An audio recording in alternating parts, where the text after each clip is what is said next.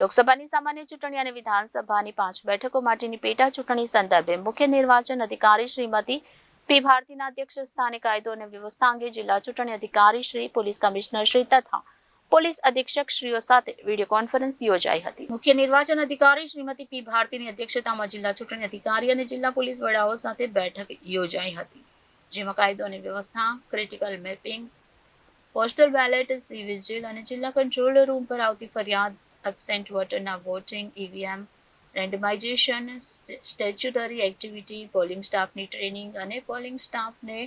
Postal ballot દ્વારા મતદાન કરાવવા બાબતે કરવામાં આવેલી કામગીરીની સમીક્ષા કરી જરૂરી માર્ગદર્શન આપવામાં આવ્યું હતું। આ અંગે જિલ્લા ચૂંટણી અધિકારી અને જિલ્લા કલેક્ટર શ્રી જી.ટી. પંડ્યાએ દેવભૂમિ દ્વારકા જિલ્લામાં મુક્ત અને પારદર્શક રીતે ચૂંટણી યોજાય તે અંગે જરૂરી તૈયારીઓ કરવામાં આવી છે તેમ જણાવાયું હતું। આ વિડીયો કોન્ફરન્સમાં જિલ્લા પોલીસ અધિક્ષક શ્રી નીતિશ પાંડે પણ ઉપસ્થિત રહ્યા હતા। દરેક જિલ્લા અધિકારીઓ જે ચૂંટણી અધિકારીઓ પણ છે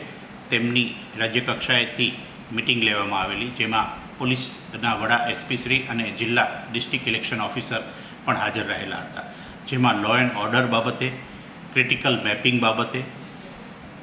પોસ્ટલ બેલેટ બાબતે જે કમ્પ્લેન આવે છે વિવિધ માધ્યમમાંથી, પછી સી વિજિલ હોય કે જિલ્લાના કંટ્રોલ રૂમ પરનો નંબર હોય, એબસન્ટ વોટર બાબતનો વોટિંગ કરાવવા બાબત, ઈવીએમ રેન્ડમાઇઝેશન બાબતે, આ ઉપરાંત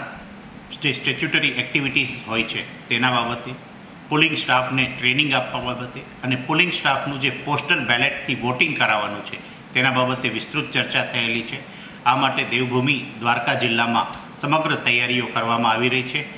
ફ્રી, ફેર અને ટ્રાન્સપરન્ટ ઇલેક્શન થાય તે માટેની તમામ તૈયારીઓ હાલમાં જિલ્લા દેવભૂમિ દ્વારકા દ્વારા પૂર્ણ કરવામાં આવેલ છે।